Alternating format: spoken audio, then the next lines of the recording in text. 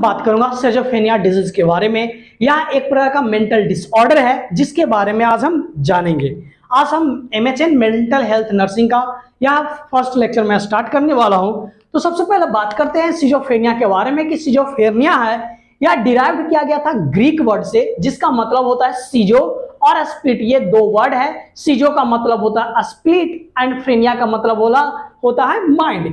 यानी जब हमारा जो माइंड है वो स्प्लिट करता है यानी चेंज करता है उसी को हम क्या बोलते हैं, सिजोफ्रेनिया बोलते हैं। यह ग्रीक वर्ड से डिराइव किया गया था।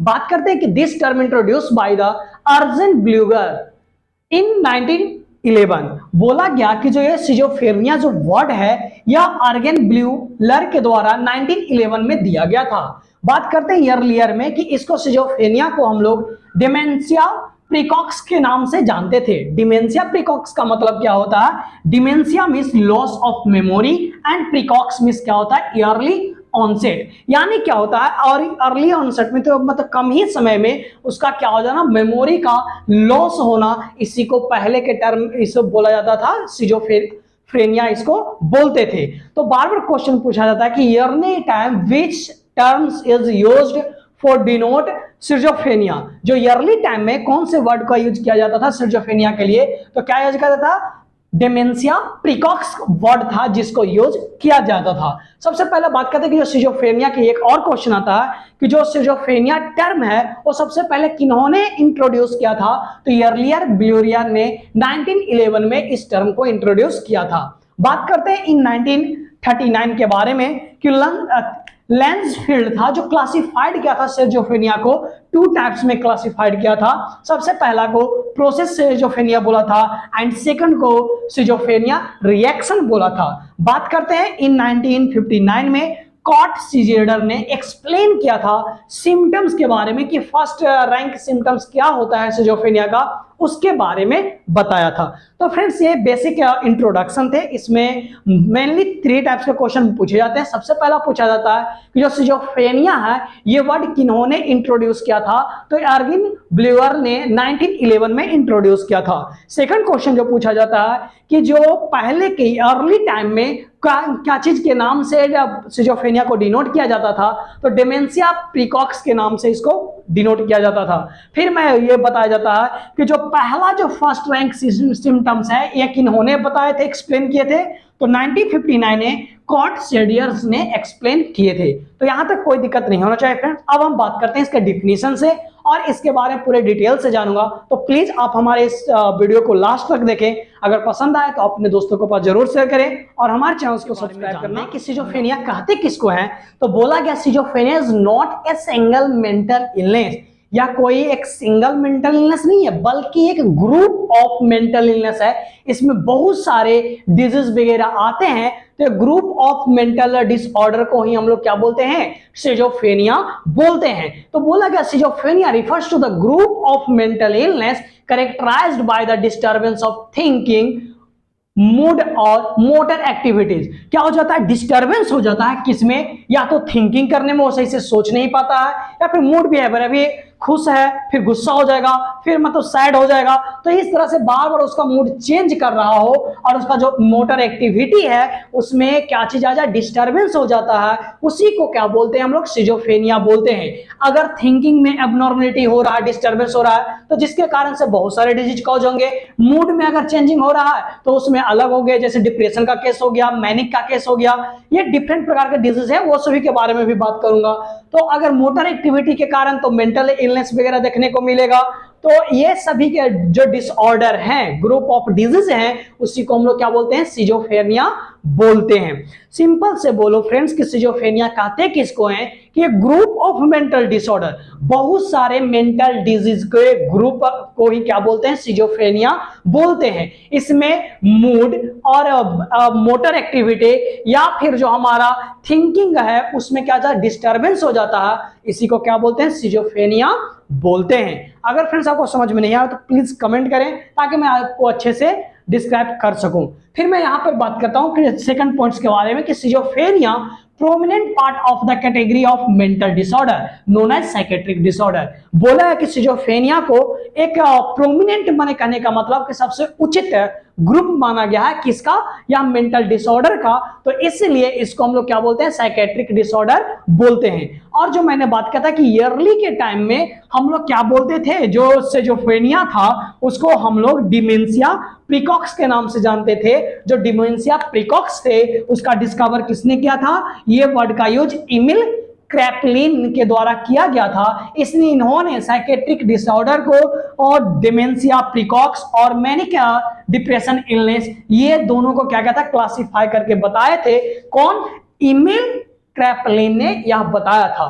तो यहां तक को कोई दिक्कत नहीं होगी। अब हम बात करेंगे एपिडेमियोलॉजी के, तो बात करते हैं एपिडेमियोलॉजी के बारे में कि सिजोफ्रेनिया का एपिडेमियोलॉजी क्या क्या है जिसके बारे में जानते हैं। तो सबसे पहला बोला गया कि 1% of total population has lifetime prevalence rate of the schizophrenia. जो टोटल पॉपुलेशन है उनमें 1% जो पर्सन है वो सिजोफ्रेनिया के कैसे प्रीवैलेंस मतलब कर रहे हैं, सफर कर रहे हैं। फिर बोला गया कि usual onset of schizophrenia is adolescence या फिर यंग एडल्टहुड। जो सिजोफ्रेनिया का जो स्टार्टिंग होता है, जो ज्यादातर किस में देखने को मिलता है, यंग एडल्टहुड में, जो जवान बच्चे हैं उन सभी में देखने को मिलता है। The late onset of schizophrenia at 45 year of age. बोला गया कि जो लेट ऑनसेट होता है सिजोफ्रेनिया का वो होता है 45 इयर्स में होते हैं। बात करते हैं कि nearly 10% of patient with schizophrenia attempts the suicidal specially young mail adult.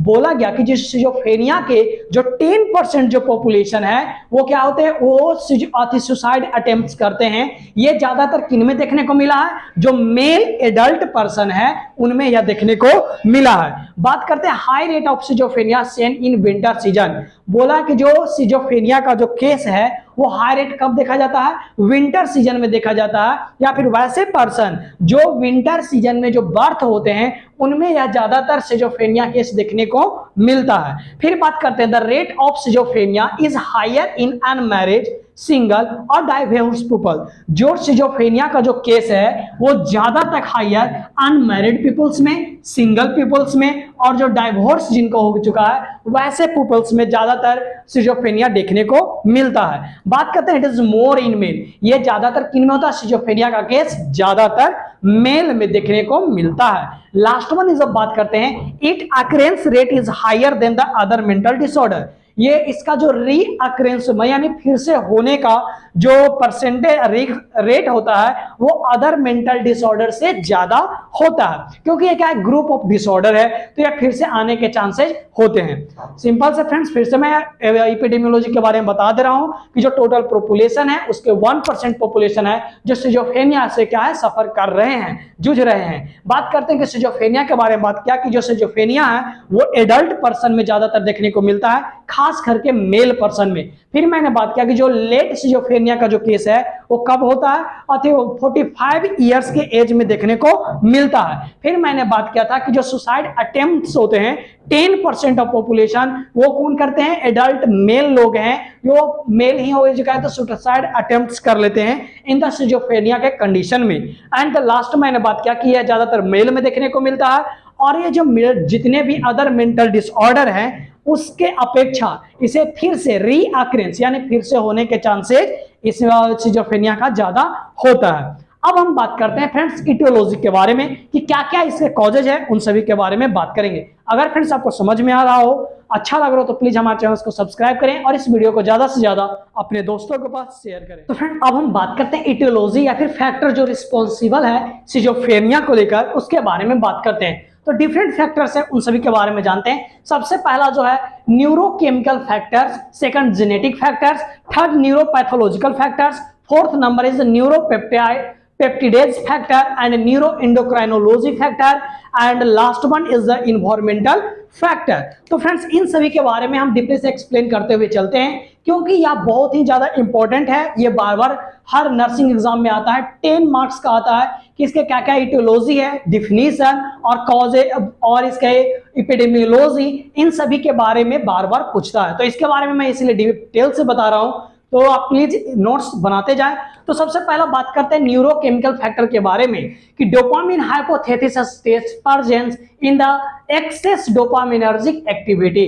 बोला गया कि जब डोपामिन हाइपोथेसिस के स्टेट में जब पहुंचते हैं तो हमारा जो डोपामिन एक्टिविटी है वो क्या हो जाता है, एक्सेस हो जाता है। डोपामिनर्जिक एक्टिविटी एक्सेस होने का मतलब क्या हुआ, डोपामिनर्जिक मतलब होता है हमारे ब्रेन, यानी हमारे जो ब्रेन का जो एक्टिविटी है वो कैसा हो जाता है, बहुत ही हाई हो जाता है, एक्सेस हो जाता है। या क्यों होता है, क्योंकि high secretion level, serotonin level, high serotonin level के कारण से, या फिर इम्बैलेंस ऑफ न्यूरोकेमिकल के कारण से, जो हमारे बहुत सारे केमिकल्स जो निकलते रहते हैं न्यूरॉन्स के द्वारा, वो उसके इम्बैलेंस होने के कारण से यह देखने को मिलता है। कहते हैं कि अगर जब सेरोटोनिन लेवल अगर जब हाई हो जाएगा तो क्या देखने को मिलेगा, सीवरिंग देखने को मिलेगा, डायरिया देखने को मिलेगा एंड सीजर्स देखने को मिलेगा, जब सेरोटोनिन लेवल हाई होंगे तब। अब बात करते हैं न्यूरोकेमिकल्स में, जैसे कि norepinephrine, GABA, glutamate, acetylcholine and nicotine. ये सभी का मेजर क्या क्या फंक्शन है, इन सभी के बारे में मैं बताता हूं कि जो नॉरएपिनेफ्रिन है वो क्या करता है, रेगुलेट करता है हमारे एरोजल्स को, अटेंशन करता है एंड कॉग्निटिव फंक्शन, कोई भी कॉग्निटिव फंक्शन है वो सभी में क्या करता है, या रेगुलेट करता है, यानी ज्यादा उत्साहित नहीं होने देता है। फिर बात करते हैं गावा के बारे में। गावा क्या करता है, या reduce normal excitability and inhibiting nerve transmission. जो हम लोगों में जो एक्साइटेड होता है, ओवर एक्साइटेड, उस चीज को रिड्यूस करता है, किसके द्वारा, ये जो नर्व ट्रांसमिशन होता है उसी को क्या कर देता है, इनहिबिट जाकर कर देता है, और हमारे जो रिड्यूस कर देता है जो न्यूरोलॉजिकल एक्साइटेबिलिटी है। जो अगर न्यूरॉन्स है जो एक्साइटेबिलिटी में रहेगा तो क्या होगा, कोई भी इंपल्सेस वगैरह है उसको बहुत तेजी से पहुंचाना स्टार्ट करेगा, तो जिसके कारण से हम लोग अच्छे से फंक्शन नहीं कर पाएंगे, एबनॉर्मलिटी देखने को मिलेगा, जिसके कारण से आपको सिवरिंग हो सकता है, तो इस तरह से सीजर्स आना, इस तरह से होना। तो ये सभी किसके कारण से होता है, जब ज्यादा न्यूरोलॉजिकल एक्साइटेबिलिटी हो जाता है, यानी जब न्यूरॉन्स हमारा ज्यादा मात्रा में इंपल्सेस वगैरह फ्लो करना स्टार्ट कर देता है, जिसके कारण से देखने को मिलता है। बात करते हैं ग्लूकानेट के बारे में कि ग्लूकानेट क्या करता है, कोई भी मेमोरी या फिर कंजनेशन या फिर मूड रेगुलेशन, जैसे कि अभी हम नॉर्मल स्टेट में और फिर हंसने लगे, रोने लगे, तो ये जो मूड बिहेवियर है तो उसको मेंटेन करके रखता है कि जो हैप्पी फीलिंग है उस टाइम में मुस्कुराने का, तो ये सभी जो है वो अपना मेंटेन करके कौन रखता है, ग्लूकानेट के द्वारा से रहता है। बात करते हैं एसिटाइलकोलिन के बारे में कि एसिटाइलकोलिन क्या है, यह रेगुलेट करता है हमारे कार्डिक कंजशन को, कंस्ट्रक्शन को, कार्डिक कंट्रैक्शन को रेगुलेट करने का मतलब जो ना उसे बढ़ने देता है ना घटने देता है, जो एक नॉर्मल वे में कंस्ट्रक्ट हो रहा है, जितना हमारे बॉडी को ब्लड की जरूरत है उतना ही कंस्ट्रक्ट हो रहा है, यानी एक्यूरेट मात्रा में जो ब्लड का फ्लो है वो हो रहा है। और क्या होता है, बीपी को भी रेगुलेट करके रखता है, और ग्लैंडुलर सिक्रेशन, जो ग्लैंड्स के द्वारा जो सिक्रेशन होता है उसको भी क्या करता है, रेगुलेट करके रखता है एसिटाइलकोलिन। बात करते हैं निकोटीन के बारे में। निकोटीन क्या करता है, स्ट्रेस और एंजाइटी, जो गुस्सा आता है, स्ट्रेस आता है, वो सभी को रिड्यूस करने का काम कौन करता है, निकोटीन करता है। तो फ्रेंड्स यही इसलिए बोला गया कि अगर न्यूरो ये सभी जो केमिकल्स हैं इसमें अगर इम्बैलेंस हो जाए तो जिसके कारण से क्या होगा, एंजाइटी ज्यादा होने के कारण से आप स्ट्रेसफुल हो सकते हैं और फ्रस्ट्रेशन में पहुंच सकते हैं, और स्ट्रेसेज के कारण से डिप्रेशन के केस में पहुंच सकते हैं। तो अगर इसमें कोई भी एबनॉर्मलिटी आएगा तो हम लोग बहुत सारे मेंटल डिसऑर्डर से क्या होंगे, सफर करेंगे, जिसके कारण से क्या होता है, सिजोफ्रेनिया होता है, यानी बहुत group of mental disorder is known as schizophrenia. जो बहुत सारे मेंटल इलनेस है, डिजीज है, उसी को क्या बोलते हैं, सिजोफ्रेनिया बोलते हैं। तो सबसे पहला जो फैक्टर था वो कौन था, न्यूरोकेमिकल फैक्टर था, जिसके बारे में मैंने बात किया। अब हम सेकंड बात करेंगे जीनेटिक फैक्टर्स के बारे में। अगर फ्रेंड्स आपको समझ में आया तो प्लीज हमारे चैनल को सब्सक्राइब करना ना भूलें और इसे ज्यादा से ज्यादा अपने दोस्तों के पास शेयर करें। सेकंड हम बात करते हैं जीनेटिक फैक्टर्स के बारे में। जीनेटिक फैक्टर्स में डी गॉर्जिस सिंड्रोम्स आता है। डी गॉर्जिस सिंड्रोम्स का मतलब क्या होता है कि जब हमारे क्रोमोसोम 22 में अगर कोई डिफेक्ट देखने को मिलता है तो उसी को हम लोग बोलते हैं गॉर्जिस सिंड्रोम्स बोलते हैं। क्रोमोसोम 22 में अगर डिफेक्ट होने के कारण से क्या होता है कि जो हमारे अदर सेवरल बॉडी सिस्टम्स है वो अच्छी तरह से डेवलप नहीं हो पाता है, उसी को हम लोग डी गॉर्जिस सिंड्रोम्स बोलते हैं। उसके कारण से भी सिजोफ्रेनिया देखने को मिलता है, यह जेनेटिक फैक्टर है। फिर बात करते हैं कि यह कौन कौन सिम्टम्स इसमें देखने को मिलता है। तो इसको जब फिजिकल एग्जामिनेशन जब आप करेंगे तो उसमें आपको दिखेगा वाइड स्पेस ऑफ आई दिखेगा, हाइपर टेलोरिज्म दिखने को मिलेगा, शॉर्ट बोर्ड नोज देखने को मिलेगा, कार्डिक मार्फोरेशन देखने को मिलेगा और अम्बिलिकल हार्निया और बहुत सारी चीजें जो उनमें देखने को मिलता है। कार्डिक मार्फोरेशन कहने का मतलब क्या हुआ कि जो कंजेनाइटल हार्ट डिफेक्ट डिजीज है उसी को क्या बोलते हैं, कार्डिक मार्फोरेशन बोलते हैं। हाइपरटेलोरिज्म हो जाना, शॉर्ट बोर्ड नोज, जो नोज है वो छोटा हो जाना, तो ये सभी आपको डी गॉर्जी सिंड्रोम्स में देखने को मिलता है। अब बात करते हैं कि सिजोफ्रेनिया कौन कौन कंडीशन में कितना % होने का चांसेस होते हैं, जिसके बारे में बात करते हैं। तो सबसे पहला, अगर वन पेरेंट्स है, चाहे वो मदर हो चाहे वो फादर हो, अगर वो सिजोफ्रेनिया के कंडीशन में है तो उनके बच्चे में 10 से 30% होने के चांसेस होते हैं। अगर दोनों पेरेंट्स मदर एंड फादर दोनों अगर क्या है सिजोफ्रेनिया से ग्रसित हैं तो उनके बच्चे में आने का 30 to 40% होते हैं। बात करते हैं इनडिजिट ट्विंस के बारे में। इनडिजिट ट्विंस कहने का मतलब क्या हुआ, डाइजाइगोटिक ट्विंस या फिर इसको पेरेंटल ट्विंस के नाम से जानते हैं। कि ये में क्या होता है, पेरेंटल ट्विंस किसे बोलते हैं कि वह ऐसा जिस कंडीशन में क्या होता है, या तो वो एक मेल होगा या फिर फीमेल होगा, तो उसकी क्या बोलते हैं कि जब दो जायगोट और दो सेपरेट स्पर्म दोनों मिलकर जब फर्टिलाइजेशन होते हैं तो उस चीज को बोलते हैं डाइजाइगोटिक ट्विंस के नाम से बोलते हैं। अगर फ्रेंड्स इसके बारे में नहीं पता तो प्लीज हमारे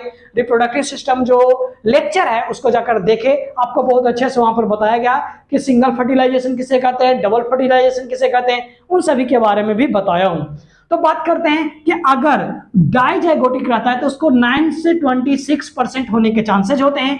अगर एमजेड ट्विंस यानी एमजेड ट्विंस कहने का मतलब क्या हुआ, मोनोजाइगोटिक ट्विंस हो, यानी क्या होता है कि एक ओवम और एक स्पर्म क्या होता है कि जब दोनों फर्टिलाइज होते हैं लेकिन जो स्पर्म होता है वो क्या होता है, फर्टिलाइजेशन के बाद में स्प्लिट कर जाता है, दो में डिवाइड हो जाता है। तो इस कंडीशन में क्या होता है कि दोनों अगर रहेगा तो या तो बॉयज रहेगा या तो गर्ल्स रहेगा, लेकिन दोनों सेम ही जेंडर को देखने को मिलता है। तो वैसे कंडीशन को हम लोग क्या बोलते हैं, एमजेड ट्विंस बोलते हैं। तो ये जो चांसेस होते हैं 35 to 58% होते हैं। तो ये बार बार क्वेश्चन पूछा जाता है फ्रेंड कि in which condition what is the percentage of a schizophrenia condition in digit twins, तो कितना होता है 9 to 26%। उसी तरह से पूछा जाता है कि when a person suffer from the schizophrenia, a male parents suffer from the schizophrenia, then what is the probability of the schizophrenia in child, तो कितना होता है 10 to 30%।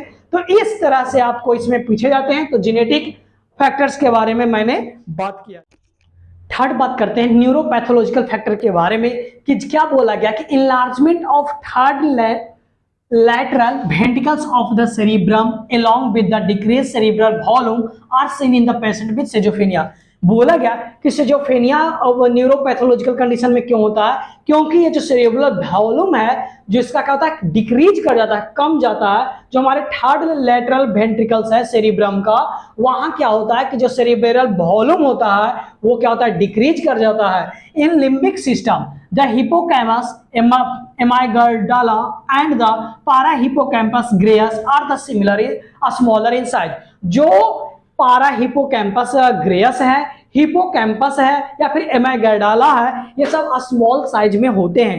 अब फ्रेंड्स इसको समझने के पहले ये सभी तीनों को फंक्शन के बारे में जान लेंगे, तब हम जानेंगे कि किस तरह से न्यूरोपैथोलॉजिकल फैक्टर इफेक्ट करता है, जिसके बारे में जानते हैं। तो सबसे पहला बात करते हैं हिपोकैम्पस के बारे में। यह क्या, यह कॉम्प्लेक्स ब्रेन का यह ऑर्गन है जो कि टेम्पोरल लोब में लोकेटेड होता है। इसका फंक्शन होता है, मेजर रोल होता है कोई भी चीज को याद करने के लिए और मेमोरी को बनाए रखने के लिए, या हिपोकैम्पस का रोल होता है। बात करते हैं एमाइगडाला के बारे में। यह भी टेम्पोरल लोब में लोकेटेड होता है, या जैसे कि इमोशनल रिस्पॉन्स हो गया, जैसे कोई भी चीज फियर डरना, गुस्सा करना, एंजाइटी, हैप्पीनेस खुश होना, ये सभी को एमाइगडाला है जो कंट्रोल करता है। बात करते हैं पारा हिपोकैम्पस ग्रेस के बारे में। ये क्या करता है, मेमोरी इनकोडिंग करता है। जैसे कि हम मानो इस चीज को मार्कर को हम देखे हैं, ठीक, अगर इसके बाद में अगर इस मार्कर को कोई दिखाएगा तो हम इनकोडिंग करेंगे, अच्छा इस चीज को हम पहले हम देखे हैं, तो ये इनकोडिंग करना हो गया। बात करते हैं रिट्रेवल, यानी फिर से अगर कभी हमको याद करना रहेगा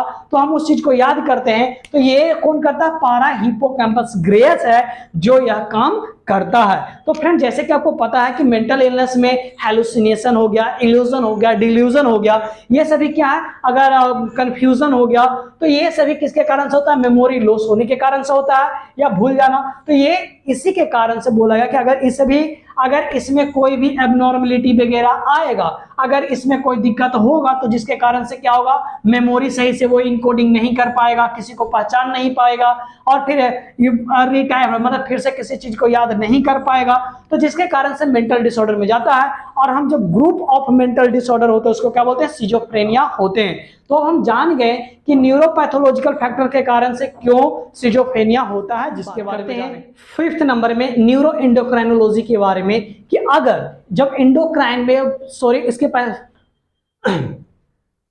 तो फ्रेंड्स अब हम बात करते हैं न्यूरोपेप्टिडेज के बारे में कि न्यूरोपेप्टिडेज किसे बोलते हैं, कि neuropeptides are the chemicals messenger made up of a small chains of amino acid that synthesize and release by the neurons. बोला गया क्या कि न्यूरोपेप्टिडेज क्या है, या एक प्रकार का केमिकल मैसेंजर है जो क्या चीज से बना हुआ था, a small chain of amino acid से बना हुआ रहता है, जो कि न्यूरॉन्स है वो सिंथेसाइज करता है और रिलीज करता है। तो देखो फ्रेंड्स ये क्या केमिकल मैसेंजर है, ये जो हमारे सिग्नल्स इंपल्सेस वगैरह होता है उसको एक जगह से दूसरी जगह जाने में यह हेल्प करता है। न्यूरॉन्स जब कोई भी मैसेज वगैरह को जब अपने में लेता है और दूसरे जगह पे सेंड करता है तो उस टाइम में रिलीज करता है किसको, न्यूरोपेप्टिडेज है उसको रिलीज करता है। अगर इसमें ही डिफेक्ट होगा, अगर नहीं होगा तो जिसके कारण से क्या होगा कि मैसेज वगैरह सही से हमारे ब्रेन के पास तक नहीं पहुंच पाएगा, कोई भी एक्टिविटी वगैरह सही से नहीं कर पाएगा, तो इस कारण से सिजोफ्रेनिया ये करवाता है। बात करते हैं न्यूरो एंडोक्राइनोलॉजी के बारे में कि imbalance in the hormone such as growth hormone, prolactin, thyroid releasing hormone and the oxytocin. देखो फ्रेंड्स मैंने बात किया कि अगर हार्मोन्स में हम लोग जानते हैं कि हमारे बॉडी में जितने भी इमोशनल ये सभी जो एक्टिविटी वगैरह, हैंगर, गुस्सा, ये सभी जितने भी आते हैं वो हार्मोन्स के कारण ही होते हैं। अगर इसमें कोई भी एबनॉर्मलिटी देखने को मिलेगा तो हमारे इमोशंस, फीलिंग, ये सभी में चेंजिंग देखने को मिलेगा। जैसे हम बात करते हैं ग्रोथ हार्मोन्स के बारे में कि अगर ग्रोथ हार्मोन में इंबैलेंस हो जाता है, कम जाता है, तो जिसके कारण से क्या होगा, जो उसका मसल्स है, बोन्स है, वो सही से ग्रोथ नहीं कर पाएगा, हाइट सही से ग्रोथ नहीं कर पाएगा। अगर ज्यादा हो गया तो बहुत ज्यादा हाइट ग्रो कर गया मसल्स में, तो जिसके कारण से अलग अलग एबनॉर्मलिटी देखने को मिलेगा। प्रोलैक्टिन जो हमारा मेमोरी ग्लैंड वगैरह है उसको इनका बनने में ये सभी में हेल्प करता है। थायराइड रिलीजिंग हार्मोन, ऑक्सीटॉक्सिन, वो सभी इस तरह से सभी का अपना अपना फंक्शन है जो कि मेजर रोल हमारे बॉडी में करता है। अगर इन सभी में एबनॉर्मलिटी अगर होता है तो इसके कारण से सिजोफ्रेनिया देखने को मिलता है। एंड लास्ट वन इज बात करते हैं इन्वायरमेंटल के बारे में, ज्यादा ओबेसिटी होने के कारण से या फिर विंटर सीजन में अगर कोई पर्सन बर्थ लेता है, जन्म लेता है, तो जिसके कारण से सिजोफ्रेनिया देखने को मिलता है, जो कि मैंने स्टार्टिंग में ही बताया था कि सिजोफ्रेनिया मोस्टली विंटर प्लेस या फिर विंटर सीजन में जो जो बच्चा बॉर्न लेता है वो उसमें देखने को मिलता है। तो इस तरह से फ्रेंड्स मैंने बात किया आज सिजोफ्रेनिया के बारे में, इसके हिस्ट्री के बारे में और इसके कॉजेज, इटियोलॉजी और एपिडेमियोलॉजी, इन सभी के बारे में बात किया। फ्रेंड्स आपको कैसा लगा कमेंट करके जरूर बताएं और नेक्स्ट लेक्चर में मिलते हैं इसके फेजेस के बारे में और टाइप्स के बारे में। मैं अच्छे से मैं बताऊंगा जिस तरह से इस तरह से क्लासिफाई किया, इसी तरीके से मैं नेक्स्ट लेक्चर को भी लेकर आऊंगा जल्दी। इसलिए प्लीज फ्रेंड्स सब्सक्राइब करना ना भूलें और बेल आइकन को जरूर ऑन कर दें क्योंकि नेक्स्ट वीडियो का नोटिफिकेशन आपके पास जल्द से आए। Thank you so much friends, support medical nursing अड्डा 2.0।